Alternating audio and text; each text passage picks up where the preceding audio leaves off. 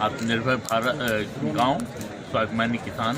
और हमारा यही है कि hello good morning everyone, I am P Kumar. Welcome back to my new video. जी तो स्वागत है मेरे इस नए ब्लॉग वीडियो में।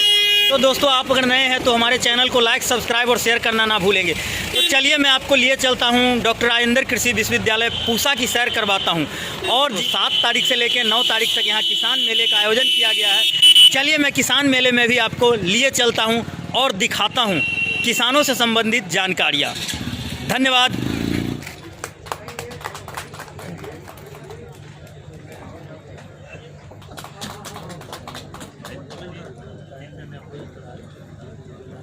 सर इधर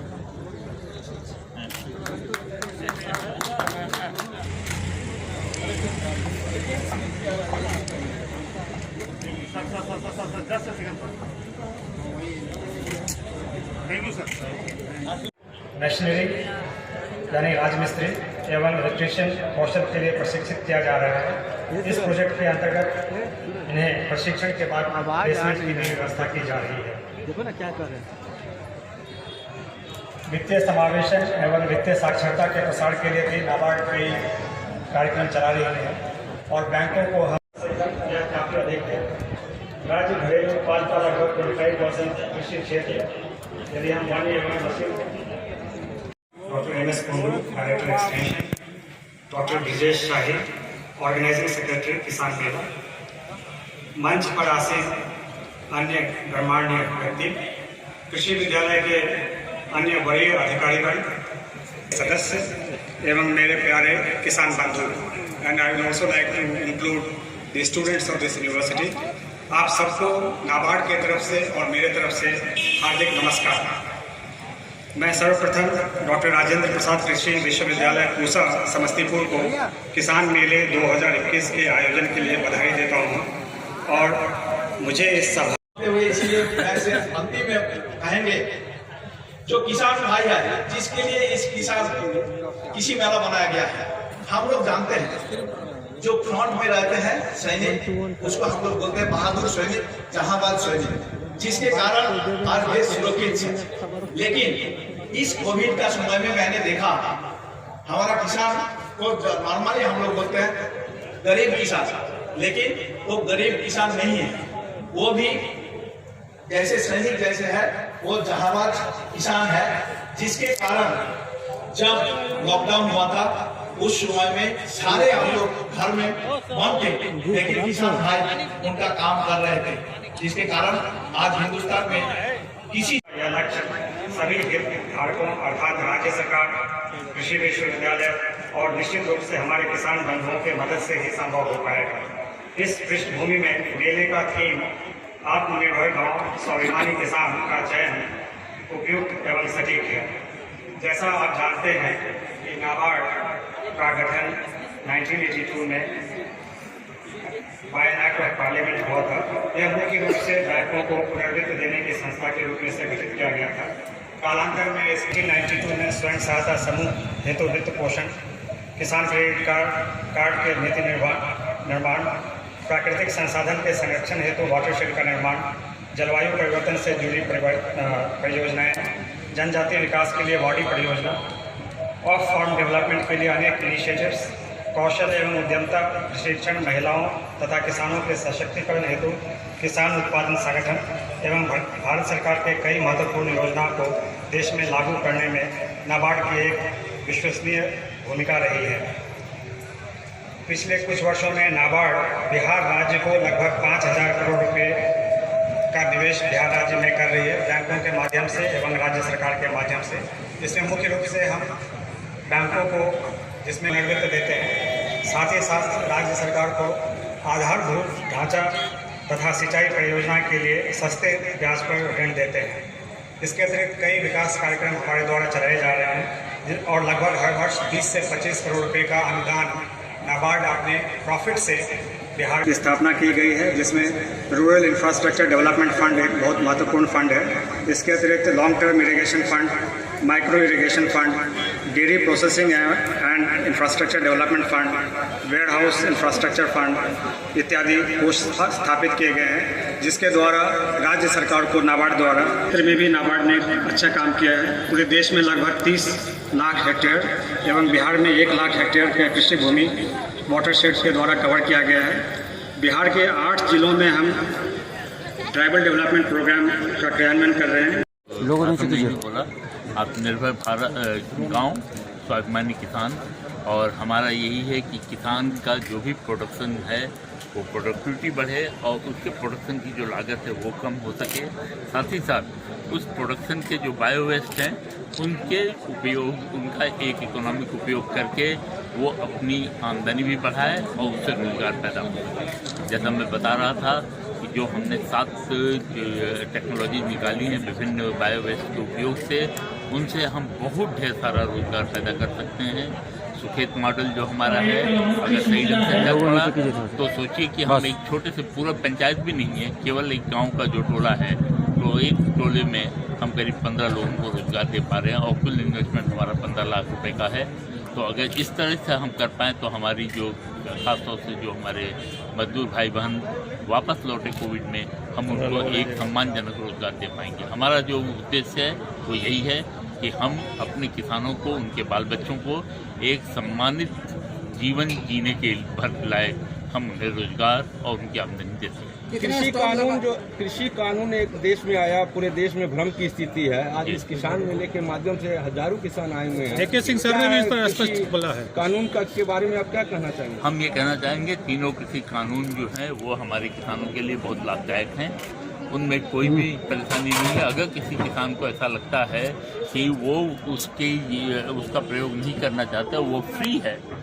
जैसे हम फ्री हैं कि हम कहाँ से सामान खरीदें, आपको कोई ये तो बात नहीं कर सकता कि जो आप जाकर फला दुकान से ही सामान खरीदें, वैसे ही जाकर वो आप किसी को भी जाके सामान बेचिए। कॉन्ट्रैक्ट फार्मिंग आप नहीं करना चाहते, आप मत दीजिए। हम लोगों के यहाँ तो जैसा डॉक्टर AK सिंह बोल रहे थे, लीची के हमारे सारे बागान ठेके पे जाते हैं, वो भी तो कॉन्ट्रैक्ट ही है ना। हम आम के बागान अपने ठेके पे दे देते हैं, वो भी कॉन्ट्रैक्ट फार्मिंग ही है। हम अगर नहीं देंगे तो कोई क्या ठेकेदार हमारे सिर पे आके खड़ा हो जाएगा कि नहीं तुम दो ही, आप मत दीजिए, आप फ्री हैं। स्टोरेज के लिए अगर बाहर जो है, जो बड़ी कंपनियां कहते हैं कि नहीं हुआ, आप स्टोरेज अपने घर में बनाइए ना, किसने मना किया? हम तो उसके लिए टेक्नोलॉजी भी दे रहे हैं। हम उसके लिए ये भी निकाल रहे हैं कि जो इंसेक्ट पेस्ट उसमें जो लग जाते हैं इंसेक्ट, उनके लिए हम निकाल रहे हैं कि हल्दी के पत्तों से जो निकाल रहे हैं हम तेल, उस तेल से हम दवाई बना रहे हैं ताकि उसमें दवाई न लगे, उसमें कीड़े न लगे। तो आप अपने पास रखिए। किसने कहा कि नहीं वो जो है ले जाके आप वो प्राइवेट वाले क्या रखेंगे? जहाँ तक MSP की बात है, MSP की सरकार हटा नहीं रही है, MSP रहेगी। आपको MSP पे बेचना है, आप MSP पे जाके बेचिए। मंडी में जाके बेचना है, वहाँ मंडी में जाके बेचिए। जहाँ आपको फायदा मिले वहाँ जाके बेचिए। कितने स्टॉल लगाए गए हैं और कहाँ के किसानों ने भाग लिया? 160 वो लगे हुए हैं हमारे स्टॉल, 165 स्टॉल लगे हुए हैं, जिसमें हमारे यूनिवर्सिटी के 60 हैं, ICR इंस्टीट्यूट के 10 हैं, सीड कंपनियों के 15 हैं, खाद कंपनियों के 15 हैं, पेस्टिसाइड कंपनियों के 5 हैं, फार्म इम्प्लीमेंट कंपनियों के 7 हैं, बैंकों के 7 हैं और बाकी 46 हैं। और कहाँ के किसानों ने भाग लिया? किसान हमारे यहाँ के लोकल जो हमारे जितने कृषि विज्ञान केंद्र हैं, उन कृषि विज्ञान केंद्र की जगह से लोग आए हैं, और साथ ही साथ बक्सर, आरा, सहरसा, पूर्णिया, नवादा, इनके भी किसान आए। दूसरे प्रदेश से भी आए? हाँ, उत्तर प्रदेश से भी कुछ आए, मऊ से आए हैं। धन्यवाद।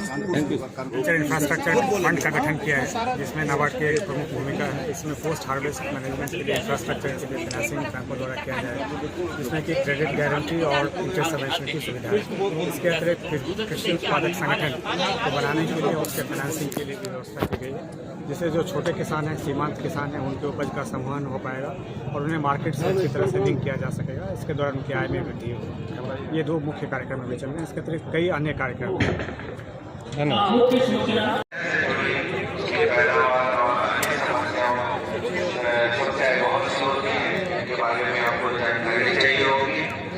करना चाहूँगा डॉक्टर AK सिंह सर।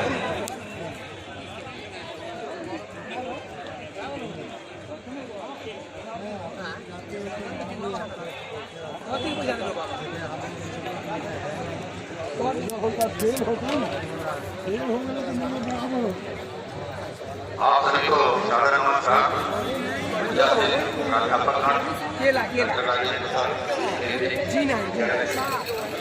सम्मानित किसान भाई,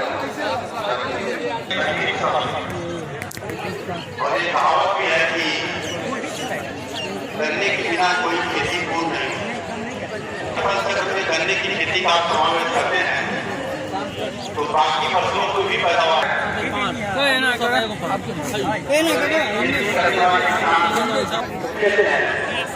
दलहन हो, तिलहन हो, खाद्यान्न हो, चारा की फसल हो या कोई भी फसल हो, उन्नत प्रभेदों का चयन बहुत ही आवश्यक है।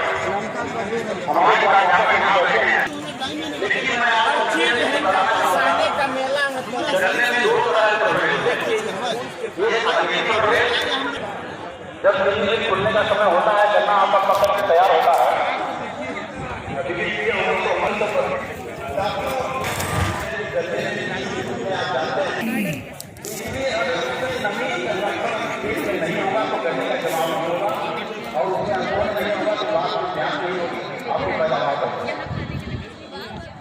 साथियों गहरी गुण विधि से ही आप गन्ने की बुआई करें, क्योंकि गन्ने का टुकड़ा जो आपको अपने नाम का टुकड़ा इसको काट करके आप होना है और गहरी बुआई आप करते हैं उसका अंदर अच्छा होता है और उसके ब्याज भी अच्छे निकलते हैं और उन्हें मिल में भेजने योग्य करना सारी तकनीकी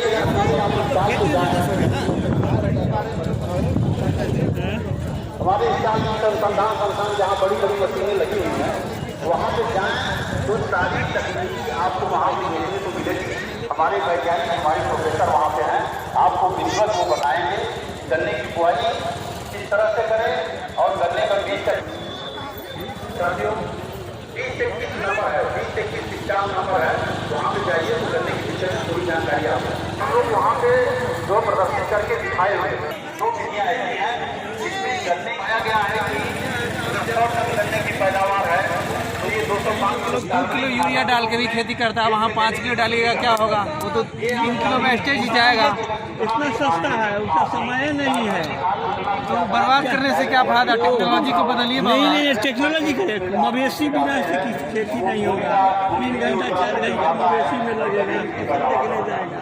कोशिश करने से सब रास्ता मिल जाता है। सेपरेट ना है आप, सेपरेट नहीं, आपसे सेपरेट हो जाएगा, कोई चीज सेपरेट नहीं सब।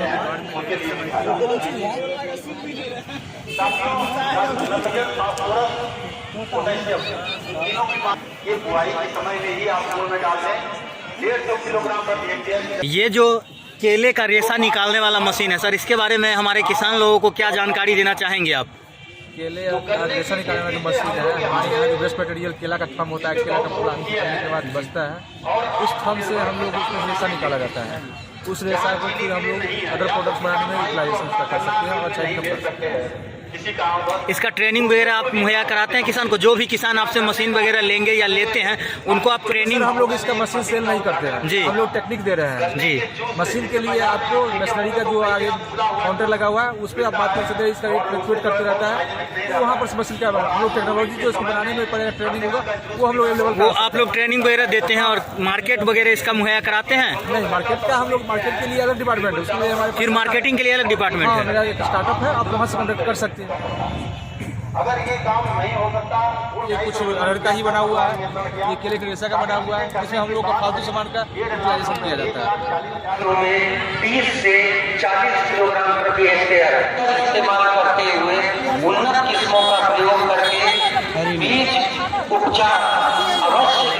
का उपचार अवश्य करें, क्योंकि बिहार में मौसम थोड़ा सा ये जो पाला वगैरह तना विकलन नामक बीमारी बहुत बुरी तरीके से फैल रही है। तो एक बात तो ये जरूरी है कि आप बीज का उपचार कार्बेंडाजिम की दोशिया को जमीन में जाने से रोकें और 2-3 साल में जब वो सैनिटाइज हो जाए तब उसमें अगर आप खेती करें तो इन सब उपायों को अपनाकर आप सीमित संसाधनों के इस्तेमाल में भी बेहतर से बेहतर ओमेगा 3 के माध्यम से और अन्य चीजों के इस्तेमाल से आप सभी का बहुत बहुत धन्यवाद। और कोई भी प्रश्न हो मेरा खुशहाली और पोषाहार सुरक्षा को निश्चित करें। इसके थे हमारे डॉक्टर अनिल पांडे जो तिरहुत कृषि महाविद्यालय में प्राध्यापक हैं और इन्होंने बहुत अच्छी जानकारी दी तिलहन फसलों के बारे में। आप बहुत ध्यान से सुनते रहिएगा हमारा प्रश्नोत्तरी। अगले वर्ष जब तक मिल में भेजेंगे नहीं, फिर बीज फिर आप इंतजार करेंगे कि हमको कुछ वहाँ से पैसा आएगा, तब तक आपको जो है पूरा 1 साल का समय निकल जाएगा। तो साथियों, गन्ना जैसा आप जानते हैं कि 90 सेंटीमीटर या 120 सेंटीमीटर दूरी पे बोया जाता है, जिसके बीच में पर्याप्त आसमान रहता है अंतर्वर्ती खेती का। तो बीच में कम अवधि में और अधिक लाभ देने वाली, जिसकी बाजार में मांग ज्यादा हो, इस तरह की फसलें आप लग्नेशन में जलवायु दलहन किसान खाद्यान्न की फसलें उसमें लगा ही आप आमदनी से प्राप्त कर सकते हैं। और फसलानी फसलें कुछ लेते हैं तो 2 से 3 लाख रुपए प्रति हेक्टेयर। अगर 100 टन की पैदावार आपकी आती है तो उससे 14 टन गुड़ बनता है। हमारे यहाँ की तकनीकी से जो गुड़ बनाएंगे वो बाजार में उसकी मांग तो है बहुत ज्यादा है और 100 रुपए प्रति किलो तक उसका आपका देख सकता है। तो जिससे कि 14 लाख रुपए आप गुड़ बना करके आप प्राप्त कर सकते हैं। अगर सबको सस्ता किया गया है कि प्रति हेक्टेयर 10 लाख रुपए तक आमदनी जाकर के इस दिशा में आप पूरी जानकारी आप बीच में आपको सहयोग करने के लिए हमेशा तैयार। बात आपको और बताना चाहूंगा कि गन्ने में कटाई और मध्य देश से पकने वाली फसल बाद में काटें। तो अगर इन बताई गई आपकी गन्ने की पैदावार बढ़ेगी, मिठास बढ़ेगी। अंत में मैं समाप्त करता हूं क्योंकि यहाँ पे बहुत काफी वक्ताकार है तभी, और हम आपके लिए हमेशा तैयार हैं।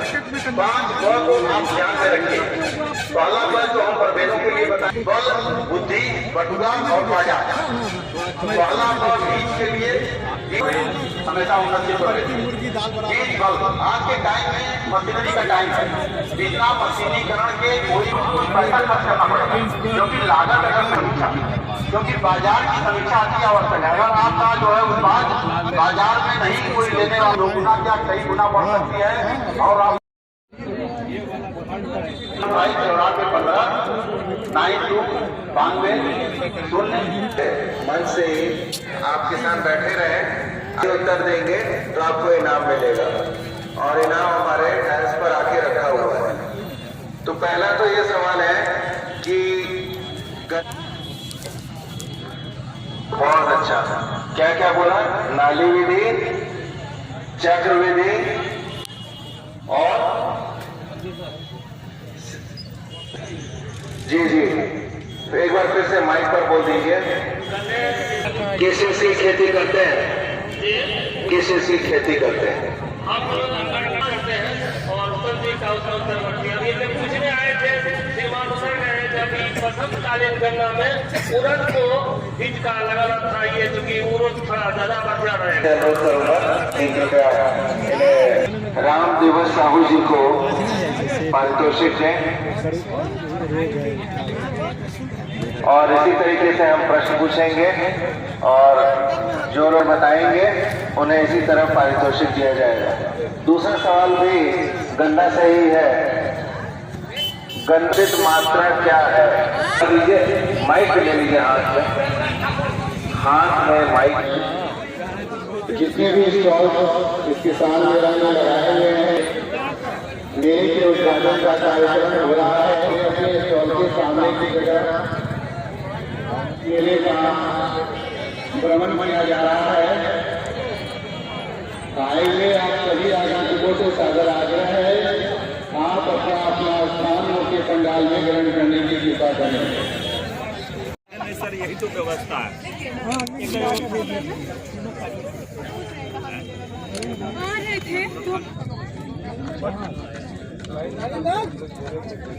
गाड़ी लगाया तो पैदल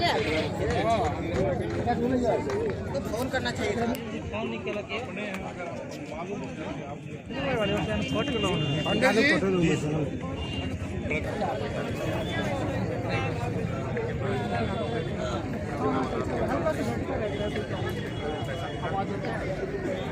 सक्षम है ना, पॉइंट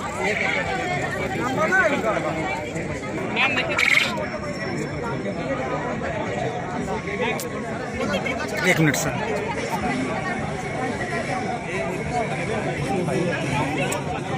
अभी टाइम लगेगा इससे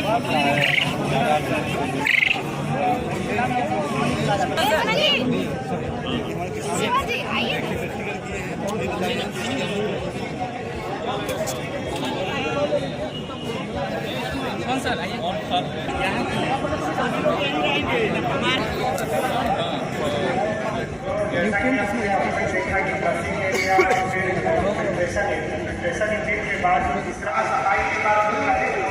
मिर्चा चूड़ा जो है सर, इसका क्या है? मरचा चूड़ा वाली बोल रहे हैं, धान इसका आकार जैसे है मरचाई की तरह, इसलिए इसका नाम मरचा पड़ गया। और ये सुगंध होता है, बाकी किसी चूड़े में इसका सुगंध नहीं होता है। वहाँ का चंपारण का ये इंडिजिनस वैरायटी है, वहीं पे होता है, क्वालिटी वहीं पे है, इस वजह से ये फेमस है। ऊपर तक लेकर, हाँ ऊपर तक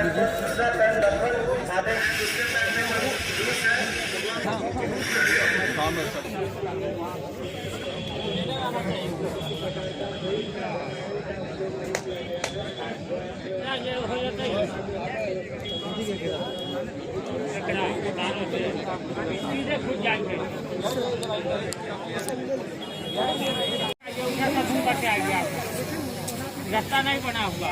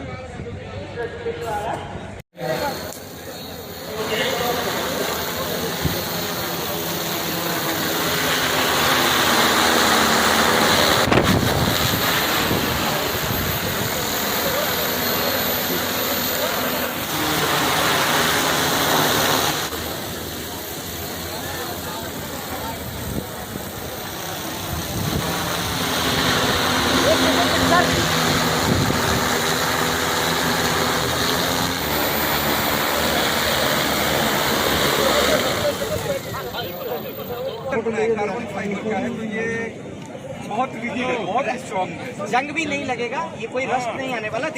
ये सारे जो मटेरियल्स हैं ये इंडिजीनियस मटेरियल्स हैं, और ये सारे इसके सॉफ्टवेयर जो है इसमें अगर इसमें देखेंगे तो ये देखिए एक फोल्डेबल आर्म भी है, इसके लिए बॉक्सिंग के लिए हमने इसमें प्रोपेलर भी फोल्डेबल डाला है, बहुत लोग जरा पीछे रख सकते हैं जी। अगर आप इसको कैरी करना चाहते हैं, यस पीछे आ यार, कितने लीटर 10-10.5 लीटर यूज कर सकते हैं। कितने एकड़ में कर सकते हैं? एकड़ में स्प्रे 2.5 एकड़ लगभग एक बैटरी के साथ 20 मिनट तक जा सकते हैं आप। रेट फॉर रेट, अच्छा वो एक बार डिस्कस करके आपको देते हैं। हमारा स्टॉल है 144 नंबर, आप आइए वहाँ पे, अभी हम आपको देते हैं। प्रसंस्करण के लोग आ गए हैं, और अभी सर जो हम लोगों ने सर बीच में जो कोरोना काल में जो सर विभिन्न प्रकार के ट्रेनिंग दी हमने सब महिलाओं को, तो ये देखिए सर मास्क बन के उभर के आया है। ये उसके बाद सर ये जो हमने बांस से आप आइटम देख रहे हैं, ये हमारे ट्रेनिंग का नतीजा है। इन लोगों को कुछ हम लोग रोजगार भी मुहैया करा पा रहे हैं धीरे धीरे। तो हम लोग सर विभिन्न तरह के कार्य यहाँ पे कर रहे हैं, जो हमारा एक चीज़ में एडिशन करना चाहूँगा, हमारे क्लाइंट जो कि आके वहाँ यार आगे बढ़ा दीजिएगा तो हम लोग झाल बजाएंगे,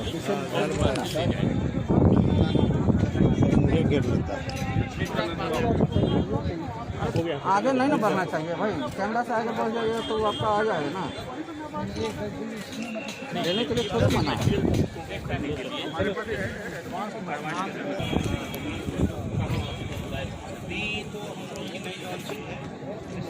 जरूरत पड़ेगा तो कहाँ से होगा सर? आज किसान मेला के पास नंबर लिखा हुआ है, इसका नंबर लिखा हुआ है, आप कभी भी कर सकते हैं। इसका हर जगह डिस्ट्रीब्यूट है। आप अपना नाम बताइए, नाम सर बता दें।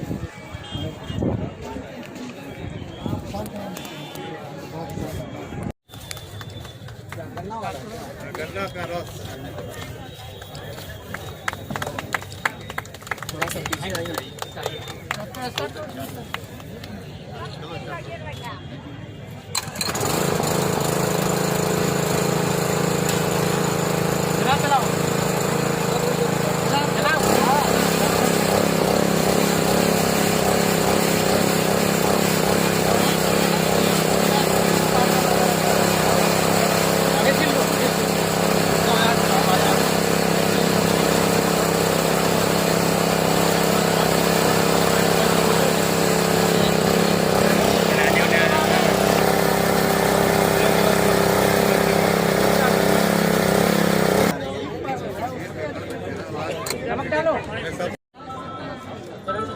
कैसा बना है?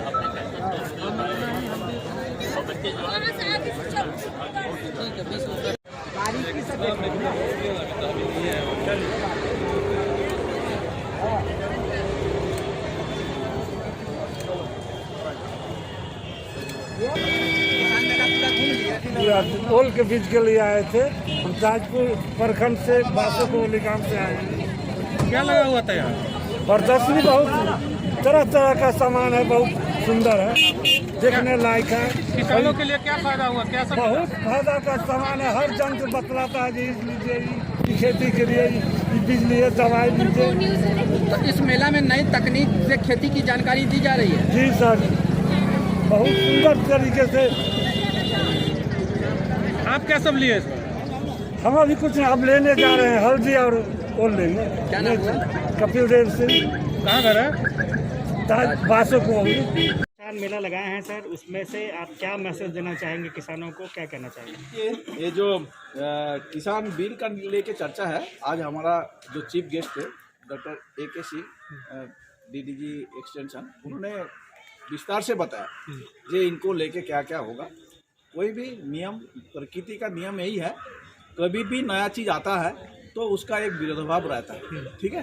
तो विरोध भाव रहता है, तो विरोध भाव का मैं जब स्टूडेंट था उस समय में हमको पता था जो 80-81 में जब इंफॉर्मेशन टेक्नोलॉजी का क्रांति हो रहा था, बहुत सारे आदमी इसका विषय में कर रहा था जो बैंक कंप्यूटराइज हो जाएगा, सारे का नौकरी मिल जाएगा। लेकिन उस समय में जो लोग कंप्यूटर अपनाया था वो लोग आगे बढ़ गया।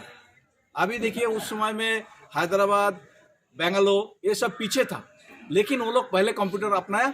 आज वो लोग सिलिकॉन सिटी को मैन पावर सप्लाई कर रहा है। आज USA भी उसका ऊपर डिपेंडेंट हो गया। जो भाई बेंगलोर और हैदराबाद का टेक्नोक्रेट नहीं आएगा तो उनका सिलिकॉन वैली, IBM नहीं चलेगा, गूगल नहीं चलेगा। तो ये भी यही स्थिति है। एक गणतांत्रिक देश है, सबका अधिकार है ये करने का, लेकिन जो लोग पॉलिसी डिसीजन लेते हैं देश का भलाई के लिए, वो लोग सही दिशा में निर्णय। सर, किसान मेले से क्या मैसेज आप देंगे? किसान मेला में यही निर्णय हम लोग देना चाहते हैं, जो किसान का जो खेती है उसको एक दिशा में ना जाके डाइवर्सिफाइड करें। जैसे कोई जगह में एक फसल उगा रहे हैं, उसको उनको ऊपर उसका हुनर तैयार हो गया है, तो उसको करना है, तो उसमें डाइवर्सिफाइड नहीं करके उसको हम कहेंगे जो APO बनाए। जैसे कि उस जगह में एक कट्ठा बहुत सारे माल मिलेगा, तो जिस जगह में डेफिसिट है वो ले जा सकता है। APO बनाना बहुत आसान हो जाएगा। लेकिन जिस जगह में ये सुविधा नहीं है, किसान उसको डाइवर्सिफाइड करे। डाइवर्सिफाइड करने से क्या है, कोई फसल का एक नुकसान हो जाएगा तो दूसरा फसल उसमें लाभ आ जाएगा। मैं एक आपको उदाहरण देते हैं। एक आदमी का पास गांव में खास करके जिसका पास लैंड होल्डिंग बहुत कम है, उसके पास देखिएगा 5 मुर्गी है, 2 बकरी है, 1 गाय है, 10 कट्ठा जमीन है। उनका घर में जाइएगा देखिएगा उसका कभी ये घर में कमियां नहीं है, सारे कुछ चीज़ अनाज मिल जाता है। लेकिन जो आदमी सिर्फ धान उगाते हैं, गेहूं उगाते हैं, उसके पास ना बकरी है, गाय है, ये है, उसका बीच बीच में कभी कभी होता है कि पैसा का कमियां हो जाता है, वो दुख में आते हैं, दूसरे के पास जाके उधार लेते हैं। लेकिन जिनका पास डाइवर्सिफिकेशन है, कुछ फलदार वृक्ष हैं, मुर्गी है, बत्तख है, गाय है, बकरी है, उसके पास ज़मीन भी है, तो उसमें क्या होता है, ये इंटीग्रेटेड सिस्टम, ये हमारा कृषि विज्ञान केंद्र भी इस ढंग में काम कर रहे हैं। हमारा पिपराकोटी कृषि विज्ञान केंद्र एक मॉडल तैयार करके रखे हैं। एक तालाब है, उसका मेर में कितना सारे फलदार पौधा लगा हुआ है, पानी में मछली है, ये सब चीज़ को मिश्रित खेती को बढ़ावा दिया जा रहा है। देखिए, कोई भी चीज़ एक ढंग का नहीं हो सकता। आपको मैं ये एक सहज उदाहरण देता हूँ। चावल खाते हैं बिहार का आदमी, ठीक है, गेहूँ खाते हैं पंजाब का आदमी, चावल खाते हैं बंगाली, चावल खाते हैं ये साउथ इंडियन, लेकिन वही चावल को साउथ इंडियन इडली डोसा बना के खाते हैं कि नहीं खाते? इस जगह में भात बना के खाते हैं। और पंजाब में क्या करते हैं, थोड़ा सा रोटी खाते हैं, उसके बाद थोड़ा सा चावल खाते हैं, तो उसमें फ्राई करके खाते हैं। तो चीज़ रहा, तो कोई भी चीज़, एग्रीकल्चर ऐसी एक चीज़ है, कोई भी चीज़ जो बिहार में हो सकता है वो पंजाब में नहीं होगा, जो पंजाब में हो सकता है वो गुजरात में नहीं हो सकता। तो उस जगह में आपको ध्यान रखना पड़ेगा कि इस जगह का आबहवा कैसे है, पानी कैसे है, मिट्टी कैसे है, उसका सूरज का किरण कितना दिन ज़्यादा मिलता है। अभी ये देखिए समस्तीपुर में 3 दिन पहले इतने कोहरा ढका हुआ था, उस जगह का जो पौधा होते हैं वो पौधा आप जाके साउथ इंडियन तमिलनाडु में लगा दीजिए, होगा नहीं। तमिलनाडु का पौधा इधर लगा दीजिए, जैसे होता है कि वो ड्रम स्टिक बोलते हैं, तमिलनाडु में जाइए सालों भर ड्रम स्टिक मिलेगा, सजन का जो खेती होते हैं। लेकिन वायु, आग और एक वातावरण, इसको ये 5 जो तत्व है ना, ये 5 तत्व जहाँ पे जैसे है उस हिसाब से उसको फसल उगाने का विधि देते हैं। ठीक, थैंक यू। हो गया। वर्तमान समय में कितना रिलेवेंट होगा जो परिस्थितियाँ चल रही हैं, जो बहुत सारे बातें सामने आ रही हैं, कितना रिलेवेंट आपको लगता है होगा? देखिए, किसान मेला तो हमेशा लाभप्रद होता है किसानों के लिए। जो वैज्ञानिक लोग या टेक्नोलॉजी वाले जो डेवलप करने वाले लोग हैं, वो चीज़ें हम लोग बरसों बरस करते हैं तो एक चीज़ निकल के आती है। तो किसान को एक सरल माध्यम से, सरल तरीके से सिखाने के लिए ये तरीका है। अगर हम किसी किसान को बोलेंगे लेबोरेटरी में आओ तो कोई नहीं आएगा। मेला जो आयोजित होता है तो उसमें लोग इंटरेस्ट होता है, चलो कुछ तो हम लोग बहुत से टेक्नोलॉजी मशरूम की है, बहुत सारी चीज़ें हैं, तो उनको बहुत आसानी तरीके से समझने एक ललक पैदा होती है कि हम ये सीखेंगे। हमारे कुलपति महोदय को इतना इंटरेस्टेड हैं कि भाई फार्मर्स की इनकम दोगुने करने के लिए ज़बानी दादरा नहीं है उनका। वो हमेशा सोचते हैं कि जो करके दिखाओ। ये हम लोग सुखेत में गए थे, इतना बढ़िया उन्होंने बताया, हिंदुस्तान में पहली बार, तो इसलिए बड़ा अच्छा लगता है कि हाँ लिए फार्मर के लिए रियली डेडिकेटेड है ये विश्वविद्यालय जो है। और ये बहुत फ़ायदा है। ये कोरोना का थोड़ा सा है और भीड़ होती है यहाँ पे। मैं भी तो अभी नया हूँ, लेकिन मुझे अच्छा लग रहा है कि कम से कम फार्मर्स को नॉलेज सही मिल रही है। ठीक, थैंक यू।